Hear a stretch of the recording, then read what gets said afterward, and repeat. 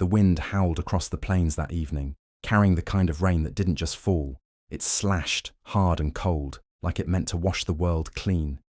I was fixing the latch on the barn door when I spotted him, a silhouette against the storm, trudging down the long dirt path toward the ranch. His jacket clung to his frame like a second skin, soaked through, his head low, as if the rain could beat him back to wherever he came from. He hesitated at the gate, one hand on the post, the other shielding his eyes from the downpour. I called out before I had time to think. "You need cover." He looked up. Even from a distance, I saw the exhaustion in his eyes. "Yeah," he said, "if it's not too much trouble." I ushered him inside the barn, lit by a single bulb, swinging overhead. He looked around like he couldn't quite believe where he was, or that someone had spoken to him kindly. He said his name was Aidan. No last name, no questions asked. That was fine with me. I wasn't in the habit of prying. He was young, maybe late 20s, though his eyes said older. Dirt streaked his jeans, and his boots looked worn to the sole. I offered him a towel and a dry flannel, then turned on the kettle in the ranch house. He followed, quiet, watching everything with the cautious eyes of someone who'd learned not to expect much from the world. As he sipped the hot tea, hands trembling slightly, he opened up just enough. Said he'd been on the road for a while, trying to get west, chasing ranch work, trying to outrun some kind of past he didn't name. I didn't press. I knew the shape of that kind of silence. "I can sleep in the barn," he offered. "Just one night." I shook my head. "There's a spare bed upstairs. You look like you haven't seen a decent roof in weeks." He didn't thank me, not in words, but something in his shoulders eased, the way a stray dog might when it realizes you're not going to kick it. That night, after he'd gone upstairs, I stood alone in the kitchen, listening to the rain hammer the roof. It had been a long time since someone else's footsteps echoed in the halls. A long time since I'd heard another voice across the dinner table. I didn't know who Aidan really was, but I told myself it didn't matter. Sometimes a man shows up at your gate in the middle of a storm, and the only right thing to do is let him in. I hadn't yet learned that not every stray wants to stay. Some are just passing through, and some come in only to take what they can and leave you emptier than before. But that night, I believed I'd done something good, something right. I didn't know I'd opened my door to a storm worse than the one outside.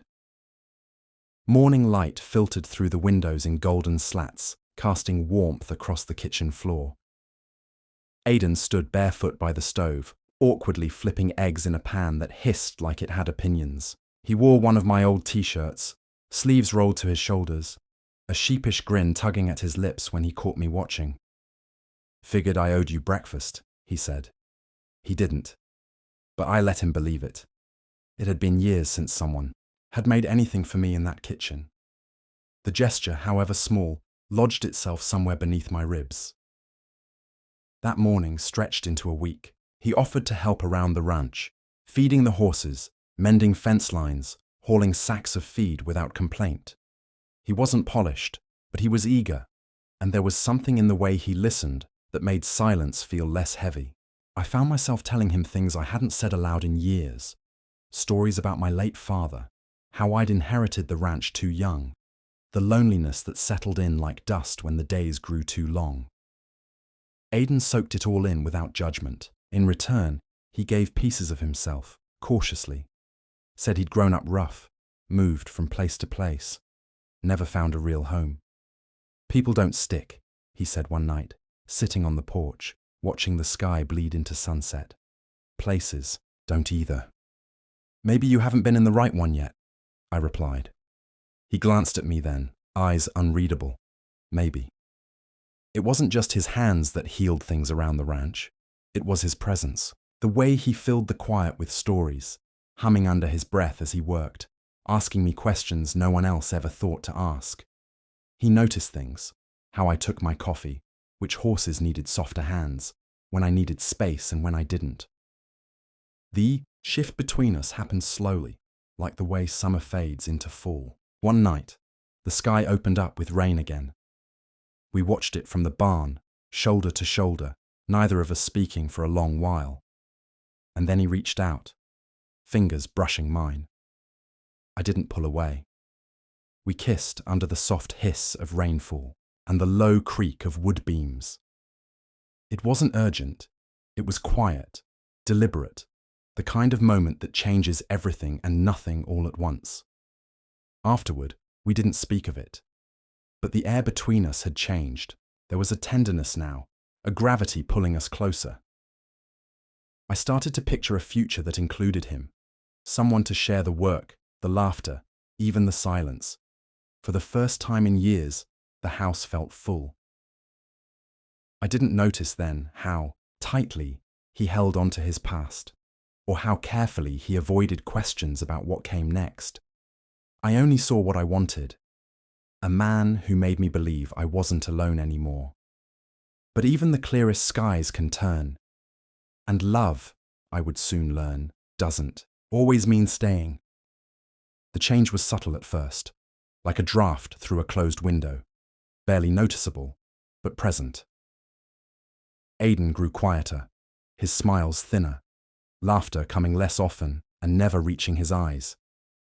He still did the chores, still cooked, still slept in the room across from mine. But something had shifted. It was as if he'd packed his bags in his heart long before his feet would follow. I told myself not to pry.